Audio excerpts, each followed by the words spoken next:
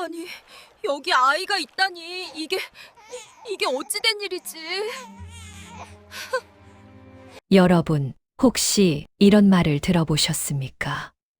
낳아준 은혜보다 길러준 은혜가 더 크다. 오늘 들려드릴 이야기는 한 여인과 버려진 아기 사이에 피어난 기적 같은 인연에 관한 기록입니다.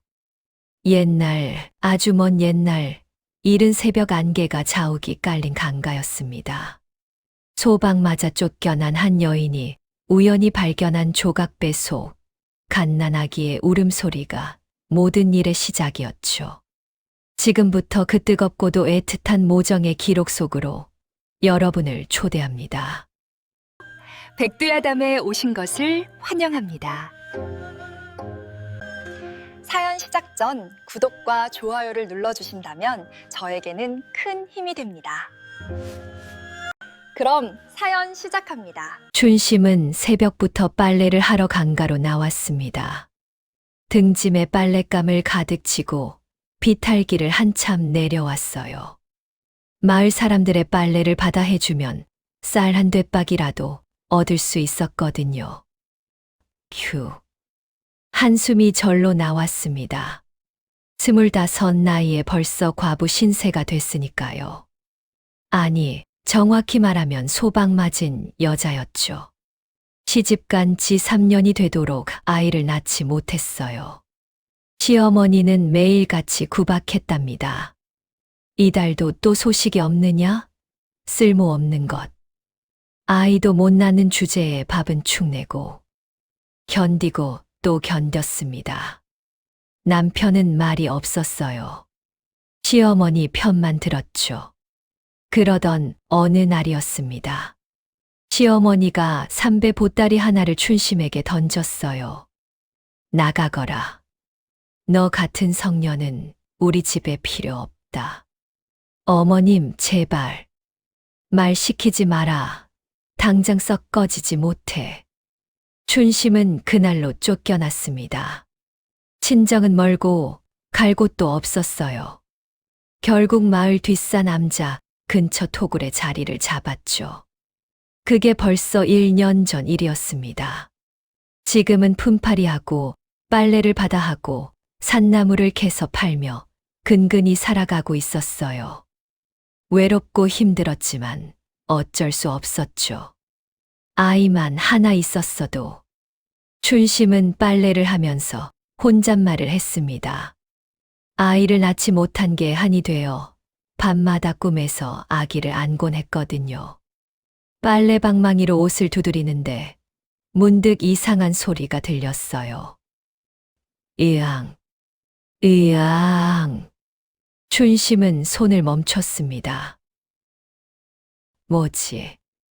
처음엔 새소리인 줄 알았어요. 하지만 아니었죠. 분명히 아기 울음소리였습니다. 설마. 춘심은 천천히 일어났어요. 소리가 나는 쪽으로 걸어갔죠. 강가 숲풀 사이에 작은 조각배 하나가 떠 있었습니다. 강물에 걸려서 움직이지 못하고 있었어요. 그리고 그 안에 어머, 갓난아기가 누워서 울고 있었습니다. 춘심은 얼어붙었어요. 이게 무슨 일이람? 누가 아기를 강에 띄워 보낸 걸까요? 아기는 계속 울었습니다. 작은 주먹을 꼭 쥐고 얼굴을 빨갛게 붉히면서 울어댔죠. 춘심은 주위를 둘러봤어요. 아무도 없었습니다. 새벽 안개만 자욱했죠. 이를 어쩌지? 춘심은 망설였습니다. 자기도 먹고 살기 힘든 처지인데 아기를 어떻게 키운단 말입니까? 그런데 아기가 춘심을 보더니 더 크게 울기 시작했어요. 마치 제발 살려주세요 라고 말하는 것 같았죠. 춘심의 가슴이 철렁 내려앉았습니다. 내가 아이를 못 낳아서 쫓겨났는데 이건 혹시 하늘이 주신 아이가 아닐까? 춘심은 조각배로 다가갔어요. 물속으로 발을 담그고 조심스럽게 배를 끌어당겼습니다. 아기를 안아 올렸죠. 그 순간 신기한 일이 일어났습니다. 아기가 울음을 뚝 그쳤거든요. 까만 눈동자로 춘심을 빤히 쳐다보면서 작게 웃는 것 같았어요. 춘심은 가슴이 뜨거워졌습니다. 평생 아이를 갖지 못해 한이 맺혔는데 지금 이 아기가 자기 품에 안겨 있다니. 너, 누가 버린 거니? 아기는 대답 대신 작은 손을 뻗어 춘심의 손가락을 꼭 잡았어요. 춘심의 눈에서 눈물이 주르륵 흘렀습니다. 엄마가 없구나. 춘심도 친정 어머니를 일찍 여의었어요. 그래서 더 외로웠죠. 이 아기도 자기처럼 외로울 거라는 생각이 들었답니다. 그래, 내가 키워보마. 춘심은 아기를 꼭 안았습니다. 그리고 돌아섰어요. 빨래는 나중에 하면 됐어요. 지금은 이 아기를 따뜻한 곳에 데려가는 게 먼저였죠. 토굴로 가는 길은 험했습니다. 비탈길을 올라가야 했고 돌부리도 많았어요.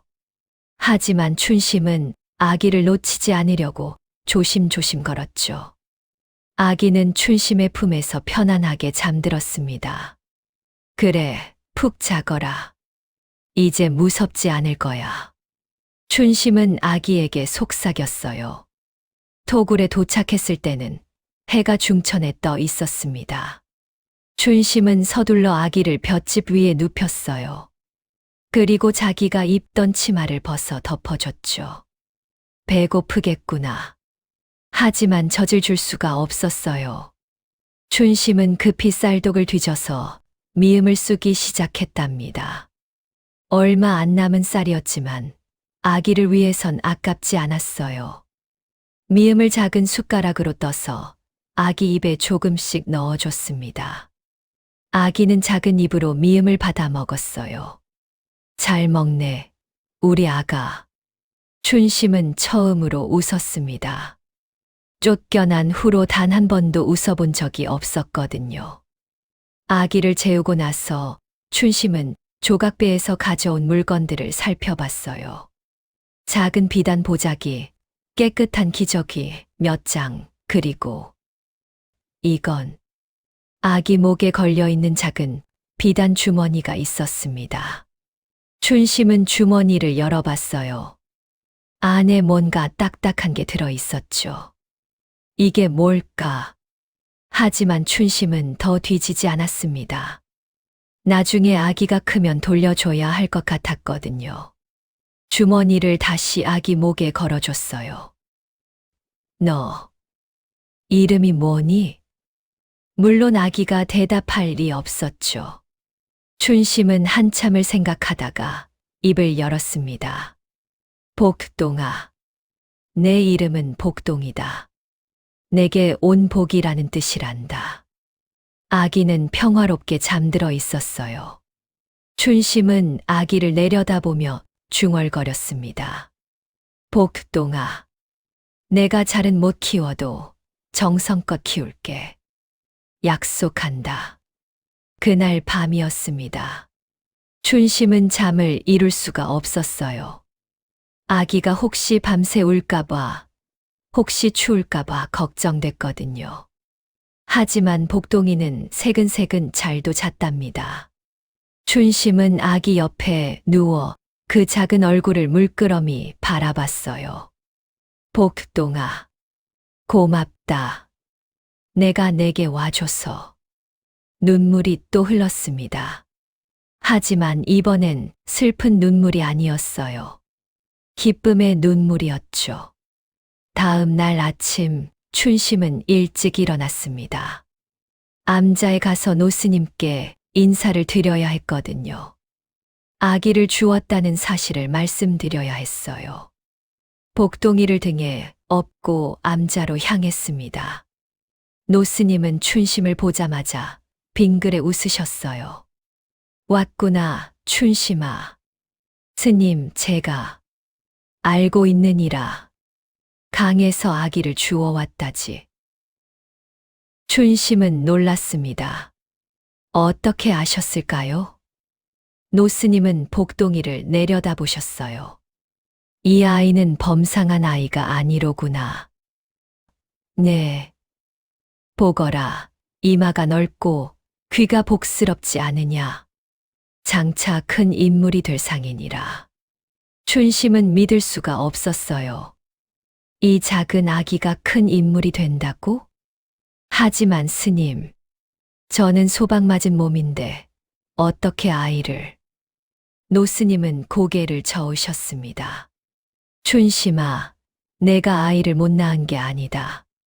때가 안 됐을 뿐이지. 이 아이를 키우는 게 바로 내 인연이니라. 하늘이 내게 준 선물이란다. 노스님의 말씀에 춘심은 가슴이 뜨거워졌어요. 그래도 마을 사람들이 뭐라고 할까봐 두려워 마라. 내가 정성으로 키우면 언젠간 모두가 인정할 날이 올 것이니라. 춘심은 깊이 절을 했습니다. 감사합니다, 스님. 암자를 나서는 춘심의 발걸음은 가벼웠어요. 이제 혼자가 아니었습니다. 복동이가 있었죠.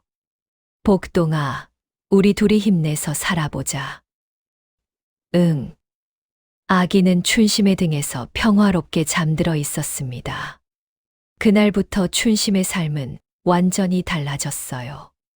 힘들었지만 행복했답니다. 복동이가 있었으니까요. 마을 사람들이 뭐라고 하든 춘심은 개의치 않았어요. 이 아이만큼은 자기가 지켜야 했으니까요. 그렇게 춘심과 복동이의 이야기가 시작됐습니다. 춘심이 아기를 주워왔다는 소문이 마을에 퍼졌거든요. 이런 작은 산골 마을에서 비밀이란 게 있을 리 없었죠. 하루도 안 돼서 온 동네가 다 알게 됐답니다. 들었어. 춘심이가 강에서 아기를 주워왔대. 소방 맞은 주제의 아기를? 미쳤나 봐. 자기도 먹고 살기 바쁜데. 마을 우물가에 모인 아낙네들이 수군댔어요. 빨래를 하면서도 물을 기르면서도 그 이야기뿐이었죠. 춘심은 이 소문을 알고 있었습니다. 토굴에서 나오면 사람들의 시선이 느껴졌거든요. 손가락질하는 소리, 비웃는 소리가 귀에 들렸어요. 저것 봐라, 아기를 업고 다니네. 성녀 주제에 애를 주어서 뭐 하려고. 물에 빠뜨려서 죽이려고 주운 거 아닐까.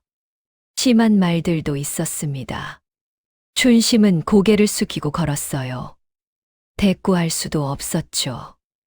복동이를 업고 마을로 내려가는 건 정말 힘든 일이었습니다. 하지만 어쩔 수 없었어요. 품팔이를 해야 쌀을 얻을 수 있었거든요. 춘심아.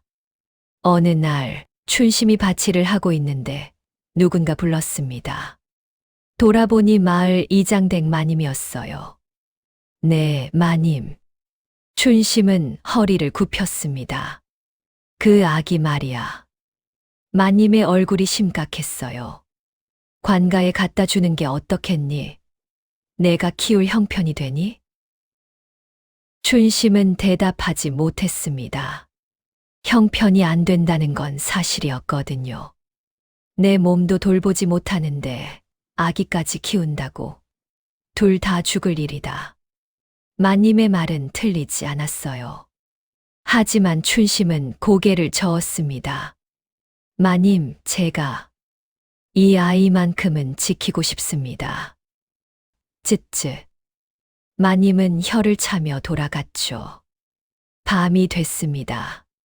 춘심은 토굴에서 복동이에게 미음을 먹이고 있었어요. 작은 등잔불 아래에서 아기의 얼굴이 평화로워 보였죠. 복동아, 미안하구나. 춘심의 눈에서 눈물이 떨어졌습니다. 엄마가 가난해서 너를 제대로 키우지 못할 것 같아. 그런데 그때였어요. 토굴 입구에서 인기척이 들렸습니다. 누구세요? 춘심은 깜짝 놀라 복동이를 안았어요. 난이라. 나긋나긋한 목소리가 들렸습니다. 암자의 노스님이셨어요. 스님. 춘심은 황급히 절을 했습니다. 노스님은 톡을 안으로 들어오셨어요. 그리고 복동이를 물끄러미 내려다보셨죠. 이 아이가 복동이로구나. 네, 스님. 울고 있느냐? 노스님은 춘심의 눈물 자국을 보셨습니다. 아닙니다. 거짓말 마라. 내 마음이 다 보이는구나. 노스님은 춘심 옆에 앉으셨어요. 춘심아. 네, 스님. 이 아이를 키우는 게 두렵느냐? 춘심은 고개를 끄덕였습니다. 솔직히 말하면 너무 두려웠어요. 제가 제대로 키울 수 있을지 걱정됩니다. 밥도 제대로 못 먹이고 옷도 제대로 못 입힐 것 같아서. 노스님은 한참을 듣고 계시다가 입을 여셨습니다. 춘심아, 내가 왜 아이를 못 낳았는지 아느냐? 하늘이 때를 기다린 것이니라. 노스님의 말씀이 이어졌어요. 내가 아이를 낳지 못한 건 더 큰 인연을 준비하고 있었기 때문이다. 그게 바로 이 복동이란다. 춘심은 고개를 들었습니다. 이 아이를 키우는 게 내 업보를 씻는 길이니라. 두려워 마라. 하지만 스님, 마을 사람들이, 남들이 뭐라고 하든 상관없다. 중요한 건 내 마음이니라. 노스님은 춘심의 손을 잡아주셨어요. 이 아이는 범상한 아이가 아니다. 그러니 포기하지 마라. 감사합니다, 스님. 춘심은 눈물을 닦았습니다. 노스님의 말씀이 큰 힘이 됐거든요. 노스님은 품에서 작은 주머니를 꺼내셨어요. 여기 쌀이 조금 있다. 가져가거라. 스님, 이건 암자에서 시주받은 것이니 마음 편히 받아라. 춘심은 주머니를 받으며 연신절을 했습니다. 노스님이 돌아가신 후 춘심은 복동이를 꼭 안았어요. 복동아, 우리 해낼 수 있을 거야. 엄마가 꼭 지켜줄게. 다음 날부터 춘심의 생활은 더욱 바빠졌습니다. 새벽 일찍 일어나 복동이에게 미음을 먹이고 기저귀를 갈고 재우고 그리고 나서 마을로 내려가 품팔이를 했어요. 바치를 하거나 빨래를 해주거나 마당을 쓸었죠. 복동이는 등에 엎혀서 조용히 잠들어 있었습니다. 저것 봐라. 아기 없고 일하네. 에이, 불쌍하긴. 마을 사람들의 반응은 여전히 차갑거나 동정 섞인 시선이었어요. 하지만 춘심은 신경 쓰지 않았답니다. 오후가 되면 토굴로 돌아왔어요.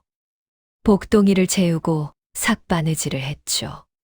밤늦게까지 바늘을 쥐고 있었습니다. 눈이 침침하고 손가락이 아팠지만 참았어요. 바느질품을 팔아야 기저귀감이라도 살 수 있었거든요. 엄마 힘들지? 복동이가 알아들을 리 없었지만 춘심은 아기에게 말을 걸었어요. 조금만 참아라. 엄마가 더 열심히 할게. 한 달이 지났습니다. 복동이는 무럭무럭 자랐어요. 처음보다 훨씬 통통해졌죠. 춘심의 정성 덕분이었답니다. 마을 사람들의 시선도 조금씩 변하기 시작했어요. 그래도 춘심이가 애를 잘 키우긴 하네. 응, 아기가 건강해 보여. 대단하긴 해. 혼자서 저렇게 키우다니. 완전히 인정받진 못했지만 그래도 예전보단 나아졌습니다. 어느 날이었어요. 춘심이 우물에서 물을 기르러 왔는데 아낙네들이 수군거리고 있었습니다. 아, 춘심아. 한 아낙네가 춘심을 불렀어요. 이거 우리 아기 입던 옷인데 작아져서 못 입어. 내가 가져가렴. 정말요? 춘심은 믿을 수가 없었습니다. 마을 사람이 도와주다니요. 그래, 버릴 것보다 내가 쓰는 게 낫지. 감사합니다. 춘심은 눈물을 글썽이며 옷을 받았어요. 집으로 돌아가는 길, 춘심의 걸음이 가벼웠습니다. 조금씩 달라지고 있어. 토굴에 도착해서 복동이에게 새 옷을 입혀봤어요. 조금 컸지만 그래도 깨끗한 옷이었죠. 우리 복동이 예쁘다. 복동이는 방긋 웃었습니다. 그 웃음 하나에 춘심은 모든 피로가 싹 사라졌답니다. 복동아, 우리 이제 괜찮아질 거야. 엄마 믿어도 돼. 밤이 깊었습니다. 춘심은 복동이를 재우고 혼자 토굴 밖에 앉아 있었어요.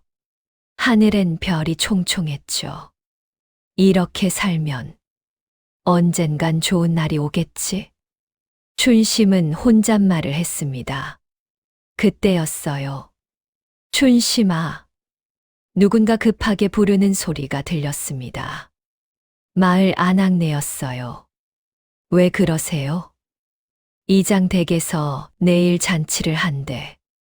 손이 모자라니까 와서 일 좀 도와달래. 정말요? 그래, 품삯도 준대. 어떠냐?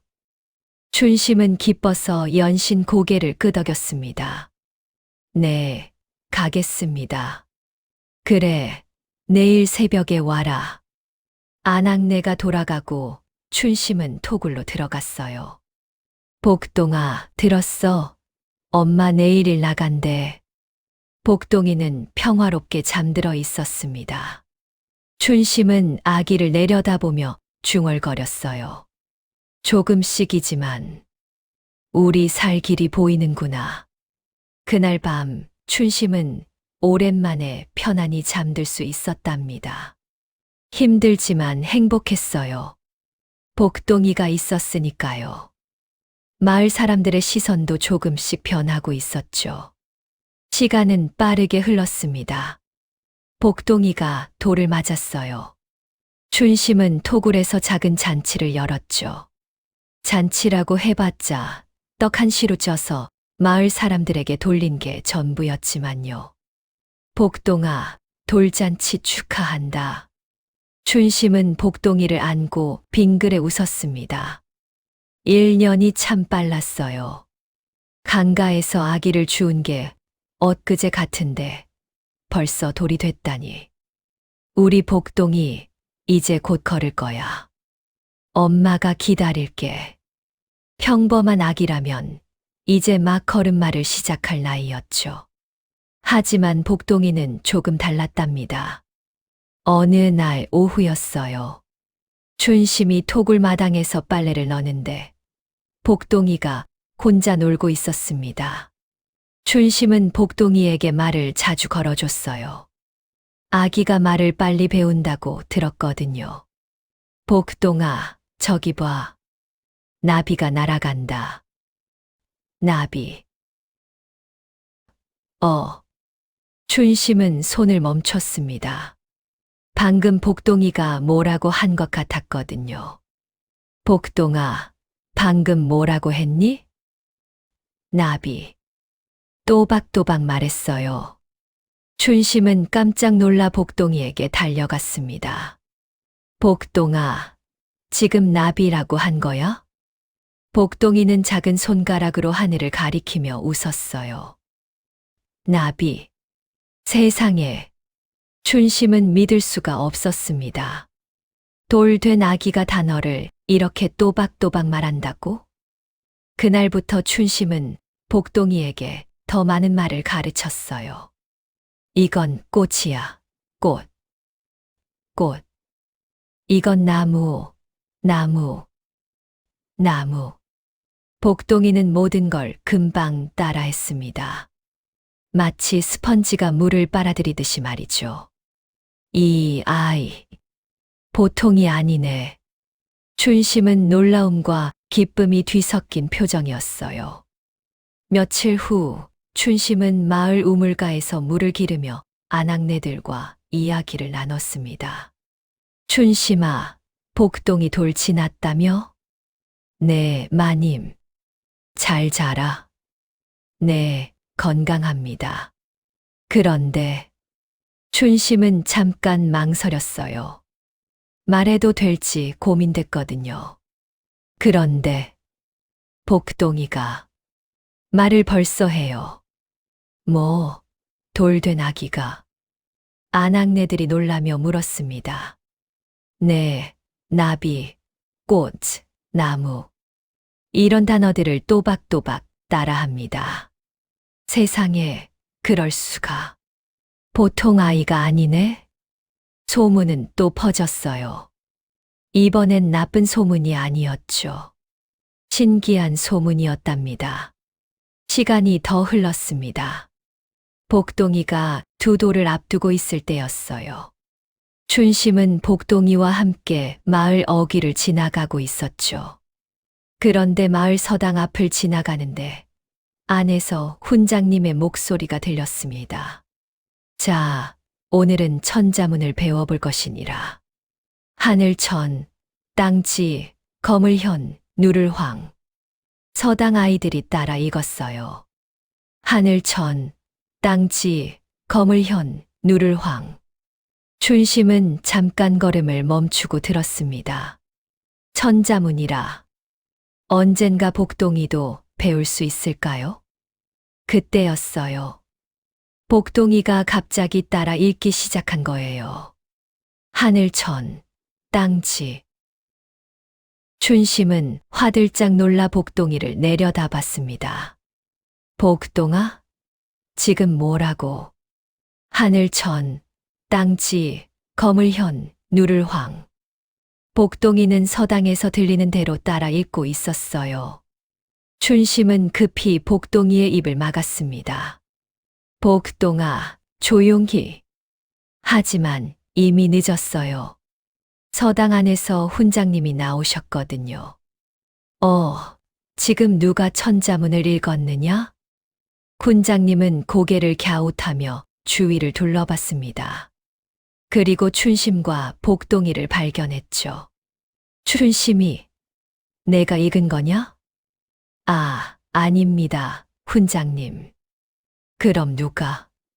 훈장님은 복동이를 내려다봤어요. 2살도 안 된 꼬마가 춘심 품에 안겨 있었죠. 혹시 이 아이가? 춘심은 대답할 수가 없었습니다. 들킬까봐 숨기고 싶었거든요. 하지만 훈장님은 복동이 앞에 쪼그리고 앉았습니다. 얘야, 내가 천자문을 읽은 거냐? 복동이는 고개를 끄덕였어요. 그럼 한번 읽어보렴. 훈장님의 목소리가 부드러웠습니다. 복동이는 작은 목소리로 또박또박 읽기 시작했어요. 하늘천, 땅지, 거물현, 누를황. 훈장님의 눈이 점점 커졌습니다. 집부, 넓을 주, 아득할 홍, 거칠 황. 이럴 수가. 훈장님은 완전히 놀란 표정이었어요. 서당한 아이들도 하나둘 밖으로 나와 구경했죠. 2살도 안 된 아이가 천자문을 따라 읽다니. 훈장님은 춘심을 쳐다봤습니다. 춘심아, 내가 이 아이한테 가르친 거냐? 아닙니다, 훈장님. 저는 그를 모릅니다. 그럼 이 아이가 혼자 방금 서당 앞을 지나가다가 훈장님께서 가르치시는 걸 듣고 따라한 것 같습니다. 훈장님은 입을 다물지 못했어요. 한 번 듣고 외웠단 말이냐? 그런 것 같습니다. 훈장님은 복동이를 한참 들여다봤습니다. 그리고 천천히 고개를 끄덕였어요. 이 아이는 범상한 아이가 아니로구나. 훈장님, 춘심아. 훈장님의 목소리가 진지했습니다. 이 아이를 내게 맡기지 않겠느냐? 네. 이런 아이를 그냥 두면 안 된다. 제대로 가르쳐야 해. 춘심은 가슴이 벅찼어요. 훈장님이 복동이를 인정해 주시다니. 하지만 훈장님, 저희는 형편이 돈은 받지 않겠다. 이런 천재를 가르치는 건 내 영광이니라. 무료로 가르쳐 주마. 춘심은 눈물이 핑 돌았습니다. 감사합니다. 훈장님, 정말 감사합니다.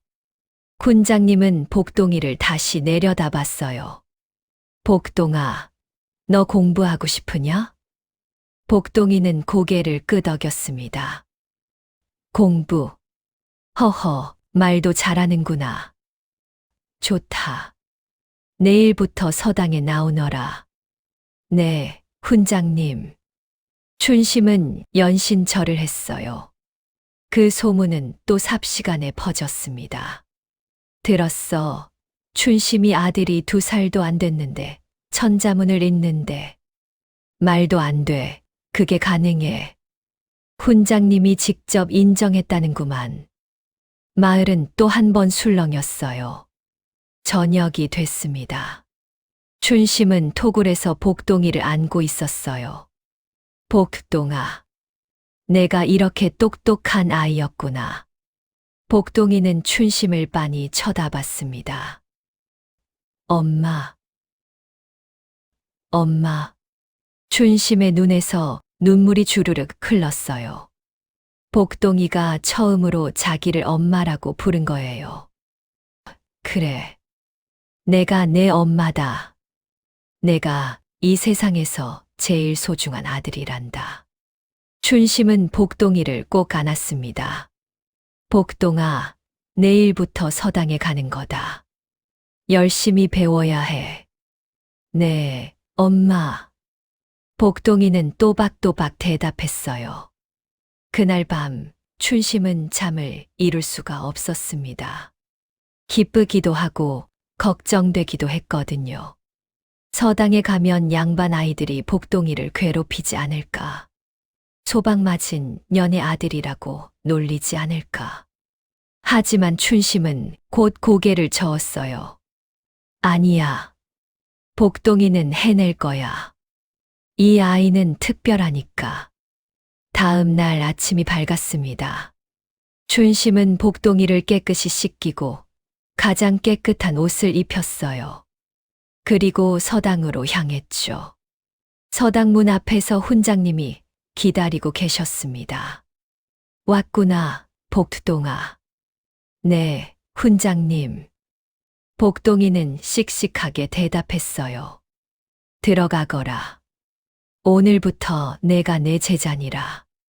감사합니다, 훈장님. 춘심은 복동이의 손을 놓았습니다. 복동이는 뒤돌아보며 손을 흔들었어요. 엄마, 다녀올게요. 그래, 잘 배우고 와라. 춘심은 서당을 떠났어요. 발걸음이 무거웠지만 마음은 가벼웠답니다.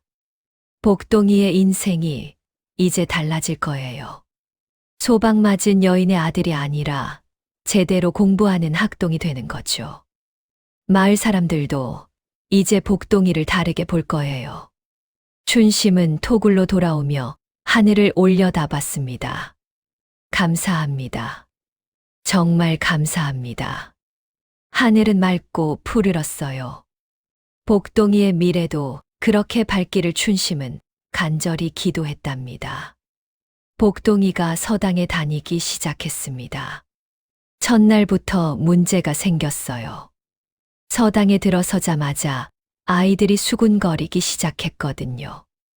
양반집 도련님들이었죠. 깨끗한 옷에 단정한 머리, 당당한 걸음걸이였습니다. 그들의 눈에 복동이는 어떻게 보였을까요? 남루한 옷에 소방 맞은 여인의 아들이었어요. 서당에서 가장 나이 많은 아이가 다가왔습니다. 부잣집 아들 태수였어요. 10살쯤 돼 보였죠. 태수는 복동이를 위아래로 훑어봤습니다. 그리고 코웃음을 쳤어요. 다른 아이들도 킥킥거리며 웃었죠. 훈장님이 들어오시자 아이들은 조용해졌습니다. 복동이는 구석 자리에 앉았어요. 가장 눈에 띄지 않는 곳이었죠. 수업이 시작됐습니다. 훈장님은 천자문을 가르치셨어요. 아이들은 따라 읽었지만 더듬더듬 읽는 아이가 많았답니다. 복동이는 조용히 앉아서 듣고 있었어요. 그런데 신기한 일이 일어났습니다. 훈장님이 한 번만 읽어주시면 복동이는 전부 외워버렸거든요. 훈장님이 물으셨어요. 복동이는 막힘없이 대답했습니다. 단 한 글자도 틀리지 않았죠. 아이들이 웅성거렸어요. 놀라움과 질투가 뒤섞인 표정이었답니다. 점심시간이 됐습니다. 아이들은 각자 가져온 도시락을 꺼냈어요. 양반집 아이들의 도시락은 풍성했죠. 하얀 쌀밥에 반찬도 여러 가지였습니다. 복동이의 도시락은 달랐어요. 조밥에 김치 한 조각이 전부였죠. 태수가 이걸 봤습니다. 그리고 비웃듯 말했어요. 복동이는 아무 말도 하지 않았습니다. 조용히 밥을 먹었죠. 하지만 가슴은 아팠어요. 오후 수업이 끝나고 복동이는 서당을 나섰습니다. 집으로 가는 길이었어요. 그런데 뒤에서 누군가 따라왔어요. 태수와 다른 아이들이었죠. 태수가 복동이 앞을 막아섰습니다. 복동이는 고개를 들었어요. 무섭지 않은 척했지만 사실은 두려웠답니다. 태수는 복동이의 책을 낚아챘습니다. 훈장님이 빌려주신 귀한 책이었어요. 복동이가 손을 뻗었지만 태수는 책을 높이 들었죠. 그리고 다른 아이들에게 던졌습니다. 아이들은 책을 가지고 놀았어요. 던지고 받고 또 던지고. 복동이는 책을 되찾으려 했지만 소용없었죠. 결국 책은 땅에 떨어졌습니다. 흙먼지가 묻었어요. 태수와 아이들은 웃으며 가버렸습니다. 복동이는 떨리는 손으로 책을 주워들었어요. 조심스럽게 흙을 털어냈죠. 눈에서 눈물이 났지만 참았습니다. 집에 돌아왔을 때 춘심은 복동이의 표정을 보고 알았어요. 무슨 일이 있었다는 걸 말이죠. 복동이는 고개를 저었습니다. 엄마를 걱정시키고 싶지 않았거든요. 하지만 춘심은 알았어요. 아들이 힘들어하고 있다는 걸 말이죠. 그날 밤 춘심은 복동이를 안고 말했습니다. 복동이는 엄마 품에서 고개를 끄덕였어요. 다음 날도 그 다음 날도 똑같았습니다. 태수와 아이들은 복동이를 계속 괴롭혔어요. 책을 빼앗거나 밀치거나 놀리거나. 방법은 여러 가지였죠. 하지만 복동이는 포기하지 않았습니다.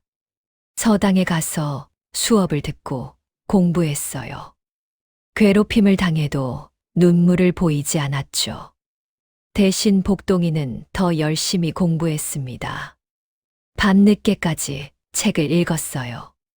춘심이 자라고 해도 조금만 더 보겠다며 버텼답니다. 훈장님은 이런 복동이를 보며 감탄했어요. 한 달이 지났습니다. 훈장님이 시험을 보셨어요. 천자문을 모두 외우고 뜻을 설명하는 시험이었죠.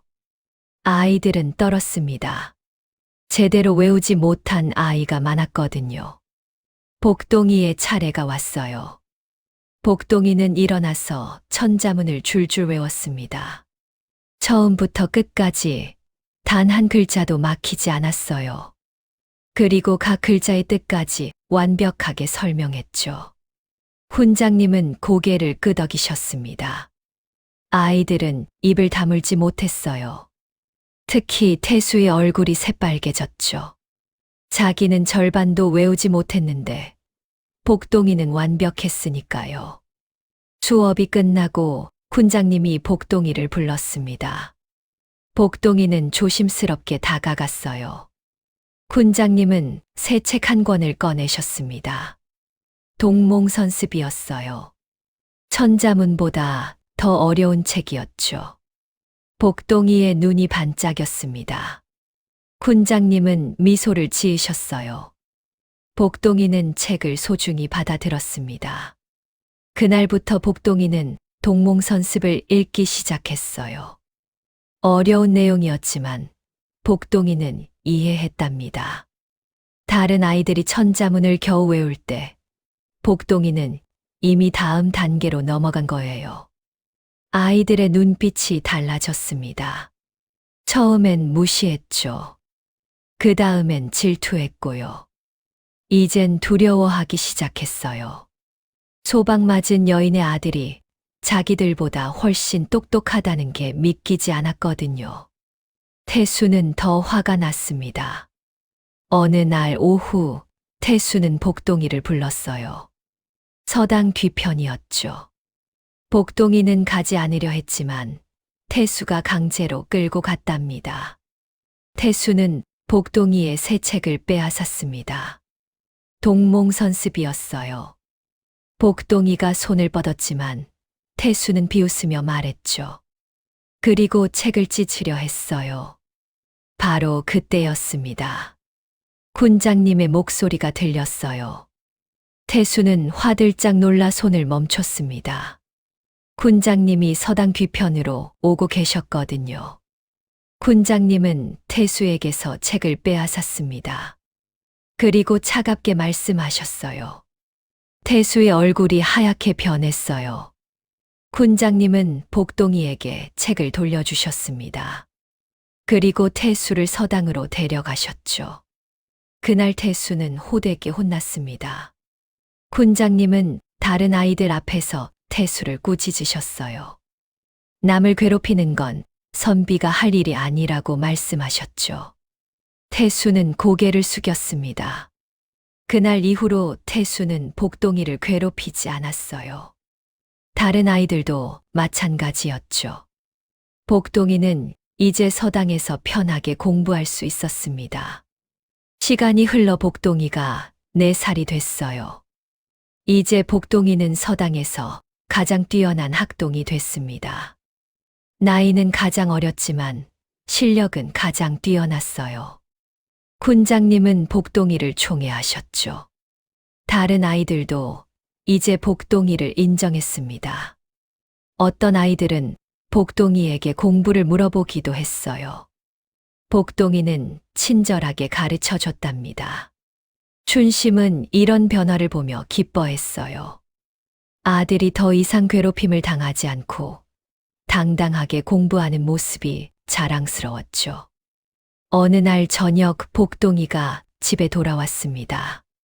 춘심은 아들을 안아주며 물었어요. 복동이는 환하게 웃었습니다. 춘심의 눈에서 눈물이 흘렀어요. 기쁨의 눈물이었답니다. 복동이는 이제 더 이상 외로운 아이가 아니었어요. 서당에서 인정받고 친구들도 생기고 훈장님의 사랑을 받는 학동이 됐죠. 소방 맞은 여인의 아들이라는 꼬리표는 이제 중요하지 않았습니다. 복동이의 실력이 모든 걸 말해줬으니까요. 복동이가 5살이 됐을 때였습니다. 서당에 새로운 학동이 들어왔어요. 마을에서 가장 부유한 양반댁의 아들이었죠. 이름은 만석이었습니다. 만석이는 12살이었어요. 키도 크고 옷도 화려했죠. 하인을 데리고 서당에 왔답니다. 훈장님이 만석이를 소개했습니다. 만석이는 거만한 표정으로 아이들을 둘러봤어요.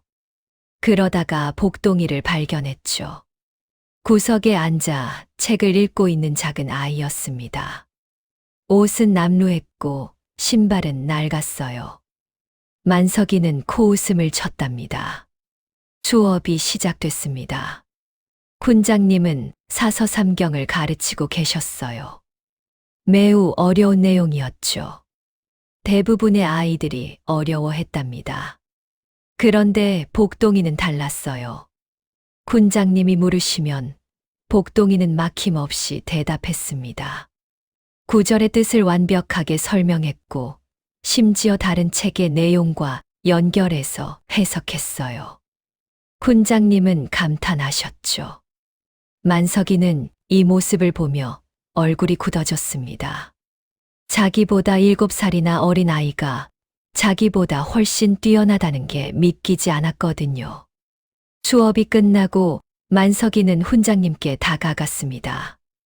훈장님은 고개를 저으셨어요. 만석이의 얼굴이 붉어졌습니다. 자존심이 상했거든요. 며칠이 지났습니다. 만석이는 복동이를 관찰했어요. 어떻게 저렇게 똑똑한지 알고 싶었죠. 복동이는 매일 일찍 서당에 왔습니다. 다른 아이들이 오기 전에 미리 와서 책을 읽었어요. 쉬는 시간에도 책을 놓지 않았죠. 점심시간에도 빨리 먹고 다시 책을 봤습니다. 집에 갈 때도 책을 들고 걸으며 읽었어요. 만석이는 이걸 보며 화가 났습니다. 자기는 억지로 공부하는데 저 아이는 즐기면서 공부하는 것 같았거든요. 어느 날 저녁이었습니다. 만석이는 집에 돌아가서 아버지께 말했어요. 아버지는 부잣집 주인이었습니다. 마을에서 가장 많은 땅을 가지고 있었죠. 아버지는 눈살을 찌푸렸습니다. 만석이는 고개를 끄덕였어요. 다음 날 만석이의 아버지가 훈장님을 찾아왔습니다. 마을 유지인 그가 찾아오자 훈장님은 정중히 맞이했어요. 만석이 아버지는 차를 마시며 말을 꺼냈습니다. 훈장님의 표정이 굳어졌습니다. 만석이 아버지는 계속 말했어요. 훈장님은 단호하게 말씀하셨습니다. 만석이 아버지는 화가 났지만 더 이상 말하지 않았어요. 그리고 돌아갔죠. 하지만 이건 끝이 아니었습니다. 며칠 후 이상한 일이 일어났어요. 복동이가 서당에 왔는데 자기 자리에 있던 책이 없어진 거예요. 훈장님께 빌린 귀한 책들이었죠. 복동이는 놀라서 사방을 찾아봤습니다. 하지만 책은 어디에도 없었어요. 훈장님이 물으셨습니다. 복동이는 떨리는 목소리로 대답했어요. 훈장님은 아이들에게 물으셨지만 아무도 모른다고 했습니다. 만석이도 모른다고 했죠. 하지만 그의 눈빛이 이상했어요. 그날 오후 복동이가 집으로 가는 길이었습니다. 마을 뒷산에서 연기가 피어오르는 게 보였어요. 복동이는 이상하다고 생각하며 다가갔습니다. 그리고 깜짝 놀랐어요. 만석이가 불을 피워놓고 무언가를 태우고 있었거든요. 복동이가 가까이 가서 보니 그건 자기 책이었습니다. 복동이는 소리쳤습니다. 만석이는 비웃으며 말했어요. 복동이는 책을 구하려고 달려들었지만 만석이가 밀쳤습니다. 복동이는 넘어졌어요. 손에 흙이 묻었죠. 만석이는 마지막 책까지 불에 던졌습니다. 책은 타올랐고 재가 됐어요. 복동이는 그 자리에 주저앉았습니다. 눈에서 눈물이 흘러내렸어요. 만석이는 웃으며 가버렸습니다. 복동이는 한참을 그 자리에 앉아 있었어요. 타버린 책의 재를 바라보며 울었죠. 해가 질 무렵 복동이는 집으로 돌아왔습니다. 춘심은 아들의 눈이 빨갛게 부어오른 걸 보고 놀랐어요. 복동이는 엄마 품에 안겨 울었습니다.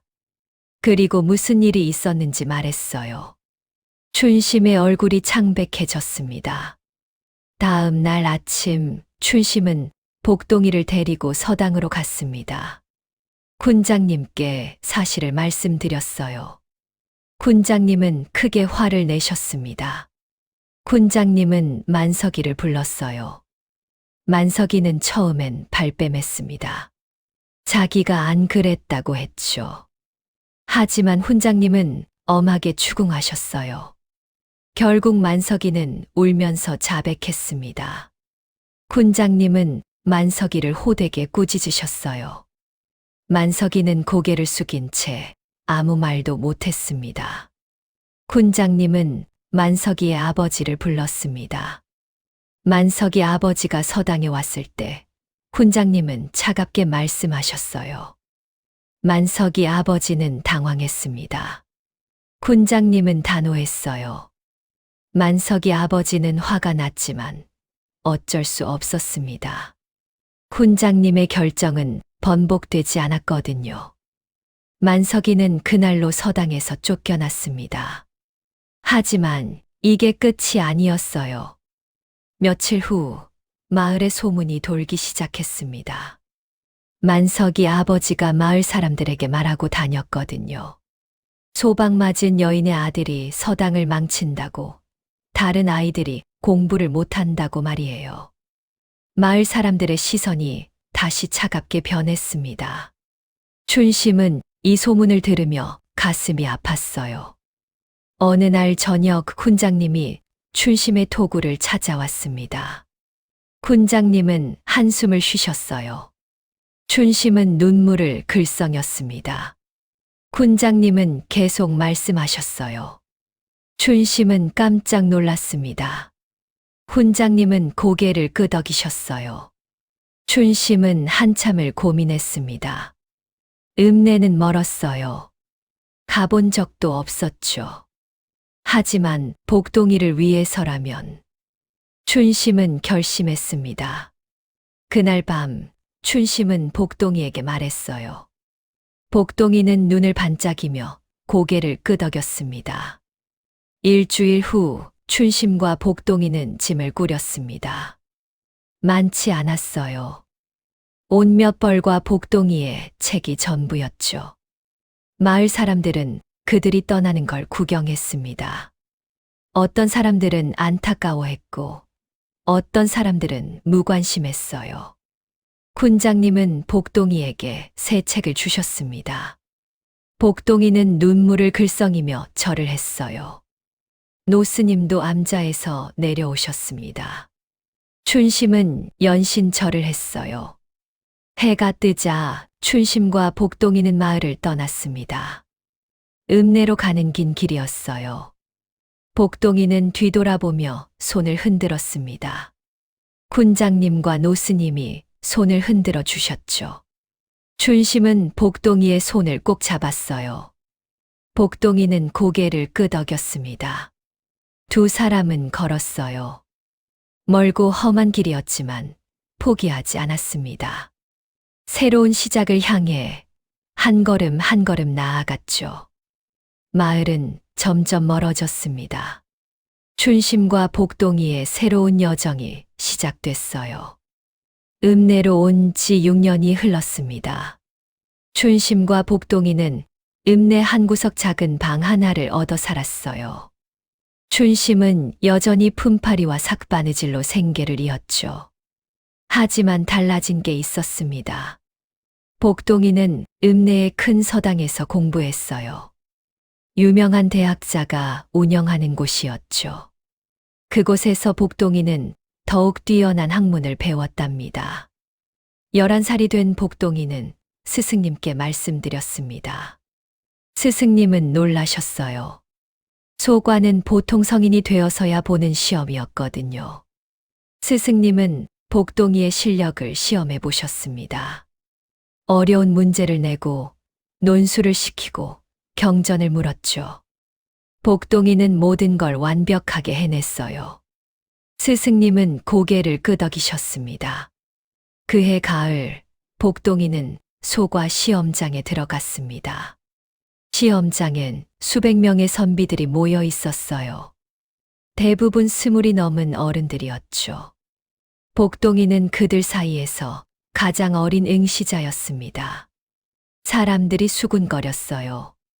저렇게 어린 아이가 무슨 소과를 본다고 시간 낭비라고 말했죠. 하지만 복동이는 신경 쓰지 않았습니다. 시험이 시작됐어요. 어려운 문제들이 나왔지만 복동이는 침착하게 풀어나갔습니다. 붓을 들고 답안을 써 내려갔죠. 며칠 후 합격자 발표가 있었습니다. 춘심과 복동이는 발표장에 갔어요. 춘심은 떨리는 마음으로 방을 바라봤습니다. 그리고 복동이의 이름을 발견했어요. 춘심은 소리쳤습니다. 복동이도 믿을 수가 없었어요. 자기 이름이 정말 거기 있었죠.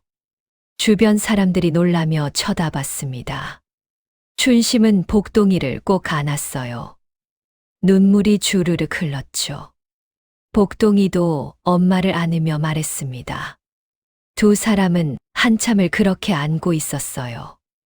읍내에 소문이 퍼졌습니다.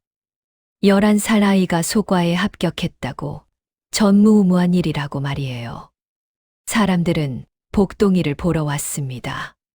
신동이라고, 천재라고 칭송했죠. 하지만 춘심과 복동이는 여전히 가난했어요. 소과에 합격했다고 해서 당장 달라지는 건 없었죠. 춘심은 여전히 품팔이를 했고, 복동이는 여전히 공부했습니다. 시간이 흘러 복동이가 15이 됐어요. 스승님이 말씀하셨습니다. 복동이는 고개를 끄덕였어요. 대과는 소과보다 훨씬 어려운 시험이었죠. 합격하면 벼슬길에 오를 수 있었습니다. 그날 밤 춘심과 복동이는 오랜만에 함께 앉아 있었어요. 춘심은 아들의 손을 잡았습니다. 복동아, 대과를 본다니 믿기지가 않는구나. 엄마, 제가 꼭 합격해서 엄마를 편하게 해드릴게요. 아니다. 내가 건강하고 행복하면 그걸로 충분해. 춘심의 목소리가 떨렸어요. 엄마가 미안하구나. 내게 제대로 해준 게 없어서. 배고프게 하고 추위에 떨게 하고. 엄마. 복동이가 엄마의 손을 꼭 잡았습니다. 엄마가 안 계셨으면 저는 지금 이 자리에 없었어요. 엄마가 저를 주워주시고, 키워주시고, 공부시켜 주셨잖아요. 춘심의 눈에서 눈물이 주르륵 흘렀습니다. 복동아, 정말 고맙구나. 내가 엄마의 아들이어서. 엄마, 저도 엄마의 아들이어서 행복해요. 두 사람은 꼭 껴안았습니다. 한참을 울었어요.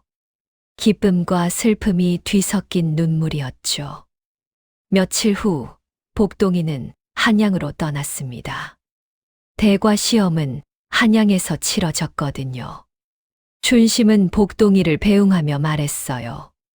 복동이는 고개를 끄덕이며 대답했습니다. 춘심은 복동이가 보이지 않을 때까지 손을 흔들었어요. 한양에 도착한 복동이는 시험장에 들어갔습니다. 전국에서 모인 수천 명의 선비들이 있었어요. 그들은 모두 뛰어난 학자들이었죠. 복동이는 그들 사이에서 가장 어렸습니다. 시험이 시작됐어요. 3일 동안 계속되는 긴 시험이었습니다. 경전에 대한 문제, 시부, 책문. 모든 게 어려웠어요. 하지만 복동이는 포기하지 않았습니다. 밤새 답안을 쓰고 다듬고 다시 썼어요. 최선을 다했죠. 마지막 시험은 전시였습니다.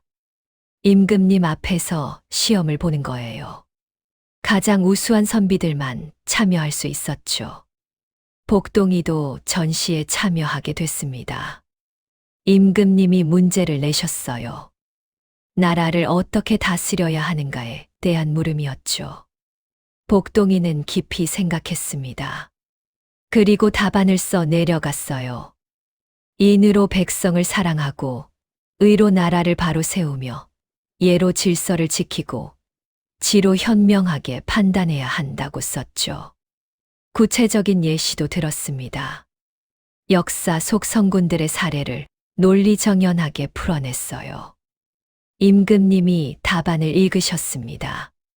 고개를 끄덕이시더니 신하들에게 물으셨어요. 며칠 후 결과가 발표됐습니다. 복동이는 떨리는 마음으로 방을 바라봤어요. 그리고 자기 이름을 봤습니다. 맨 위에 있었죠. 장원급제였습니다. 주변 사람들이 소리쳤어요. 축하한다고, 대단하다고 말했죠. 복동이는 믿을 수가 없었습니다. 15살에 장원급제라니. 하지만 기쁨은 오래 가지 않았어요. 다음 날 조정에서 문제가 생겼습니다. 한 대신이 나서서 말했어요. 신하들이 웅성거렸습니다. 다른 대신도 거들었죠. 임금님은 난감한 표정이셨어요. 복동이는 불려 나갔습니다. 임금님 앞에 섰을 때 복동이는 떨렸어요. 하지만 고개를 들었죠. 임금님이 물으셨습니다. 김복동, 내 부모는 누구냐? 복동이는 잠시 망설였습니다. 그리고 입을 열었어요. 저는 버려진 아이였습니다. 전하. 조정이 조용해졌습니다. 복동이는 계속 말했어요. 강물의 조각배에 실려 떠내려오던 갓난아기였다고 합니다. 그때 저를 주워주신 분이 계셨습니다. 복동이의 목소리가 떨렸습니다. 춘심이라는 소방 맞은 여인이셨습니다. 신하들이 웅성거렸어요. 하지만 복동이는 멈추지 않았습니다. 그분은 제게 어머니였습니다. 복동이의 목소리가 커졌어요. 아무것도 가진 게 없는 분이셨지만 저를 사랑으로 키워주셨습니다.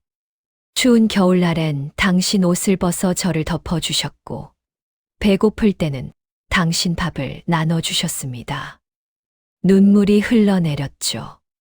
저를 서당에 보내주시려고 얼마나 애원하셨는지, 저를 위해 얼마나 많은 밤을 울으셨는지, 복동이는 더 이상 참을 수가 없었습니다.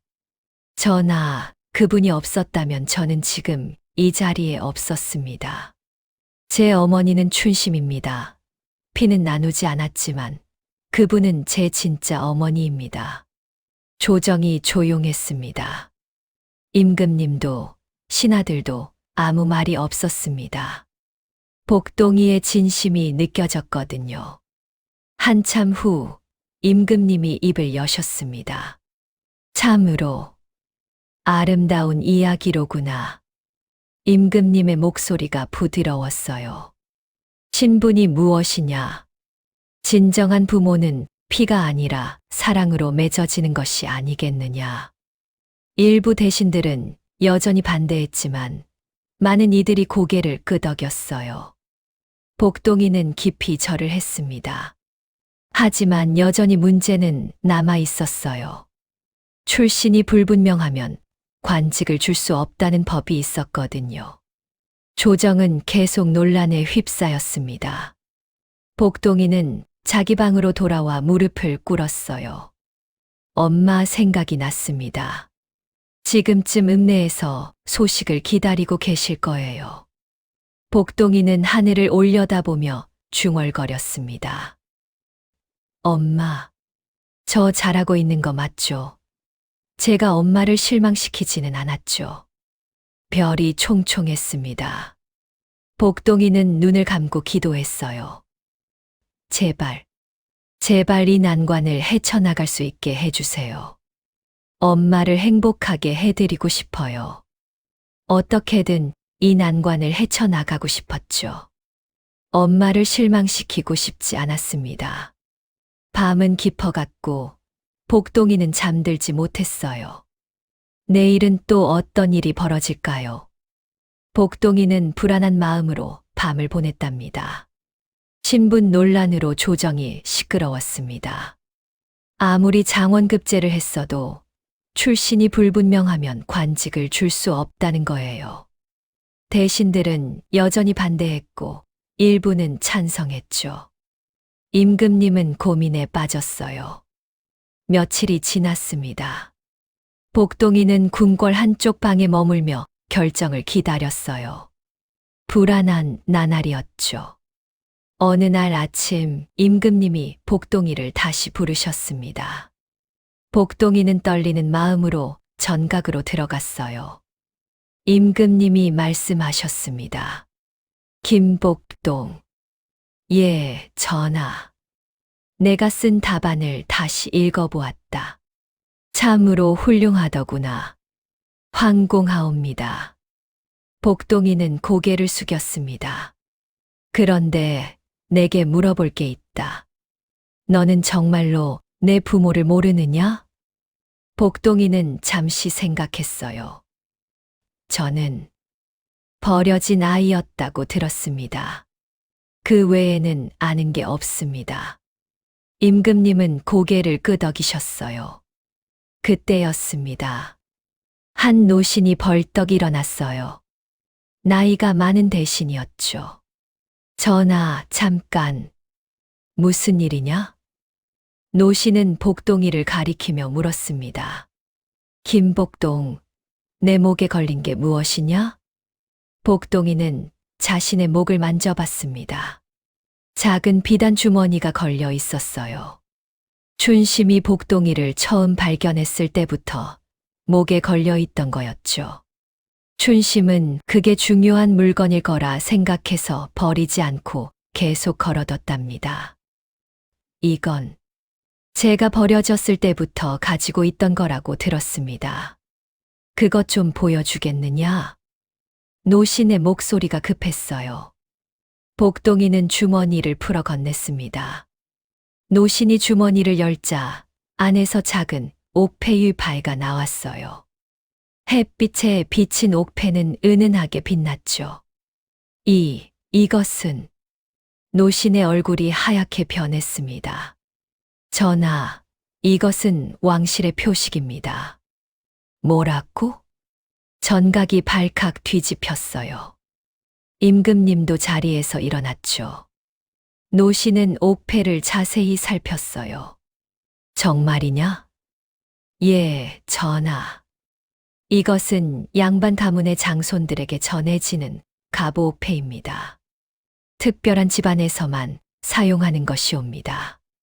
노신은 옥패를 뒤집어 보았습니다. 그리고 이 글자를 복부 자와 동동 자가 새겨져 있습니다. 복동이라고? 임금님이 옥패를 받아들었습니다. 과연 작게 글자가 새겨져 있었어요. 이것은 15년 전에 사라진 그 아이의 것이 아니냐? 노신이 외쳤습니다. 복동이는 무슨 일인지 이해할 수가 없었어요. 노신은 복동이를 똑바로 쳐다보며 말했습니다. 15년 전 이 나라에 큰 사건이 있었느니라. 노신의 목소리가 무겁게 가라앉았어요. 명문가인 월성 김씨 집안이 영모에 연루됐다는 죄목으로 멸문지화를 당했느니라. 복동이는 숨이 막혔습니다. 하지만 그 집안의 갓난 장손이 사라졌느니라. 충신들이 아이를 몰래 빼돌려 강에 띄워보냈다는 소문이 있었지. 노신은 계속 말했어요. 그때 그 아기의 이름이 바로 김복동이었느니라. 전각이 조용해졌습니다. 복동이는 믿을 수가 없었어요. 제가 양반 가문에?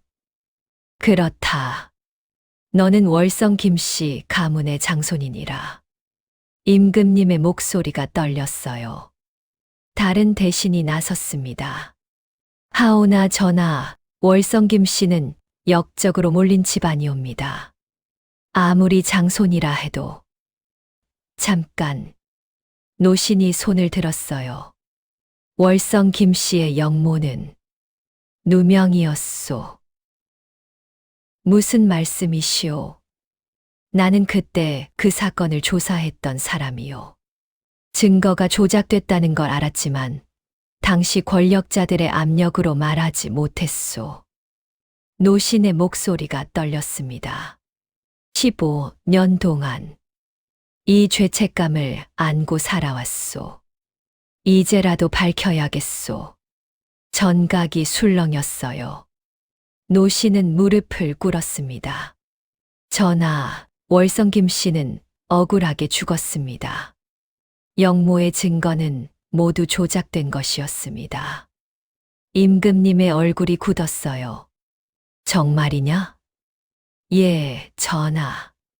이 목숨을 걸고 말씀드리옵니다. 임금님은 한참을 생각하셨습니다. 그리고 입을 여셨어요. 월성 김씨 가문의 영모 사건을 재조사하라. 만약 노신의 말이 사실이라면 임금님이 복동이를 보셨습니다. 이 아이는 억울하게 죽은 가문의 유일한 후손이니라. 마땅히 복권시켜야 할 것이다. 대신들이 일제히 절을 했어요. 복동이는 어찌할 바를 몰랐습니다. 갑자기 세상이 뒤바뀐 것 같았어요. 며칠 후 조사 결과가 나왔습니다. 노신의 말이 사실로 드러났어요. 월성 김씨 가문의 영모 증거는 모두 조작된 것이었죠. 당시 권력을 잡으려던 간신들이 꾸민 음모였답니다. 임금님은 즉시 명령을 내리셨습니다. 월성 김씨 가문의 억울함을 풀어주고 명예를 회복시켜라. 조정이 웅성거렸어요. 그리고 임금님은 복동이를 불렀습니다. 김복동, 내 신분 문제는 해결됐다. 너는 당당히 관직을 받을 수 있느니라. 감사하옵니다, 전하. 그리고 너는 월성 김씨 가문의 후손이다. 마땅히 가문을 다시 일으켜야 하느니라. 대신들도 모두 고개를 끄덕였어요. 이제 아무도 반대하지 않았죠. 복동이는 가슴이 벅찼습니다. 장원급제에 신분까지 밝혀졌으니까요. 하지만 기쁨보다 먼저 떠오르는 얼굴이 있었어요. 엄마. 춘심의 얼굴이 눈앞에 선했습니다. 복동이는 임금님께 아뢰었습니다.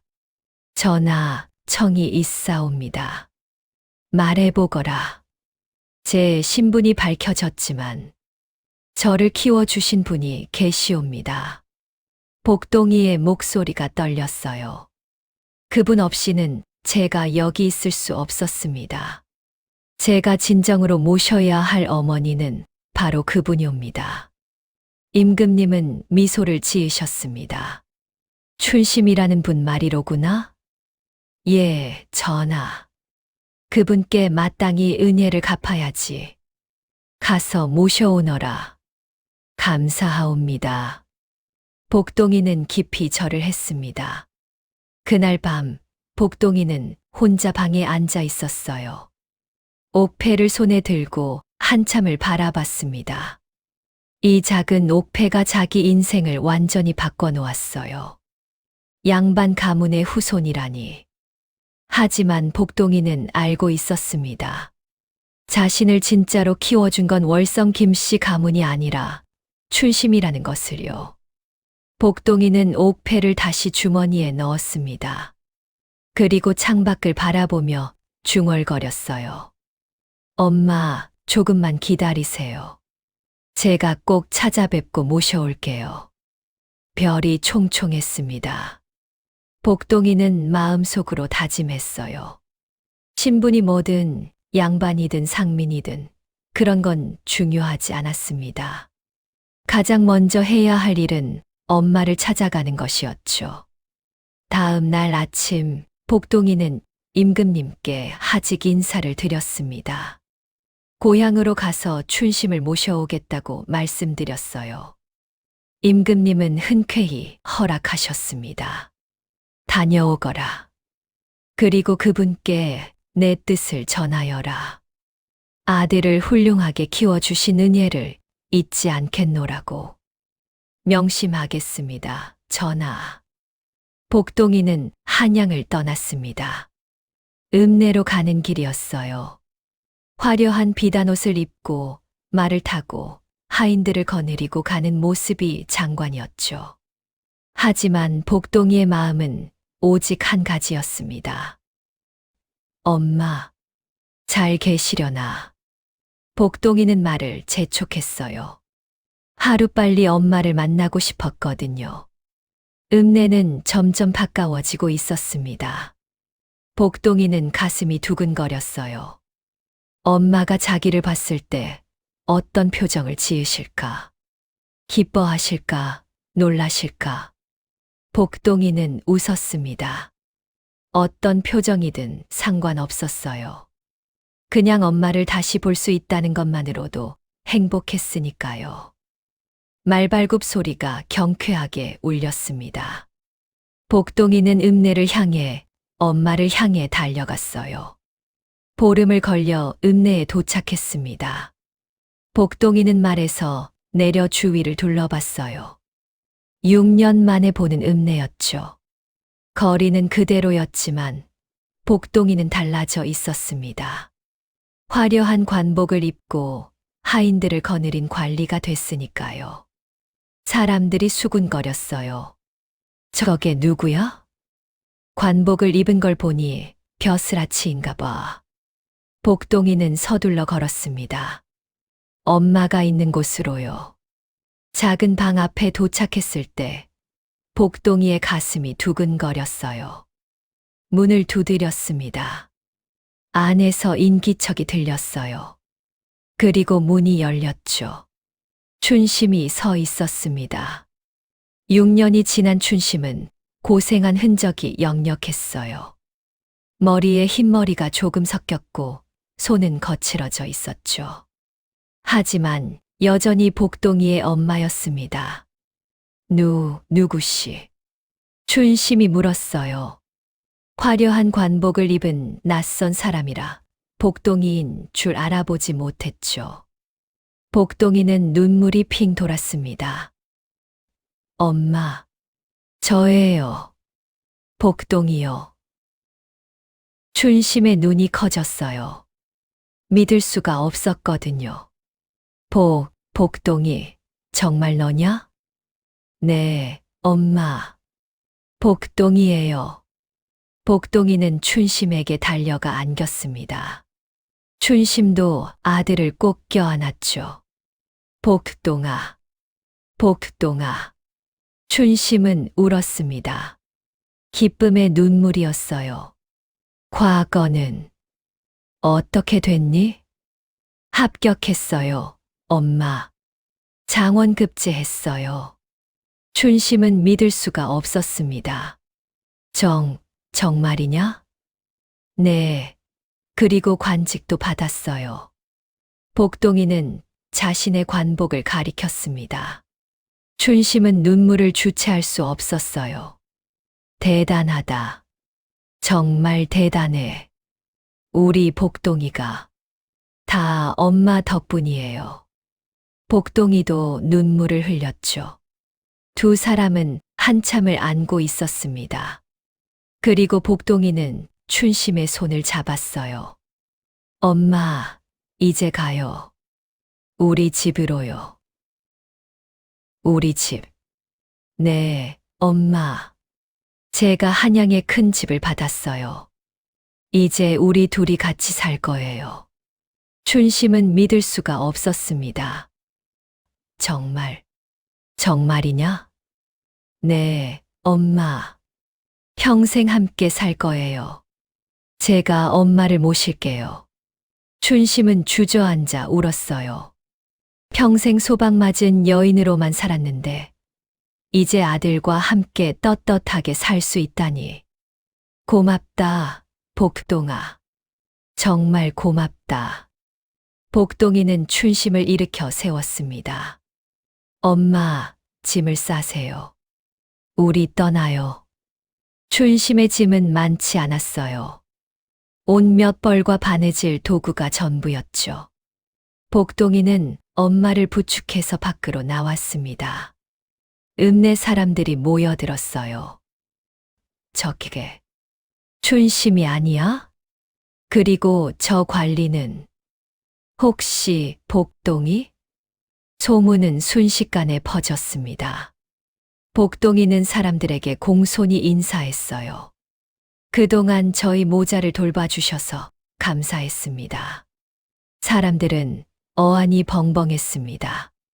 과거에 춘심을 무시하고 손가락질했던 사람들도 있었거든요. 복동이는 춘심을 가마에 모셨습니다.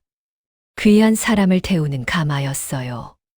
춘심은 떨렸습니다.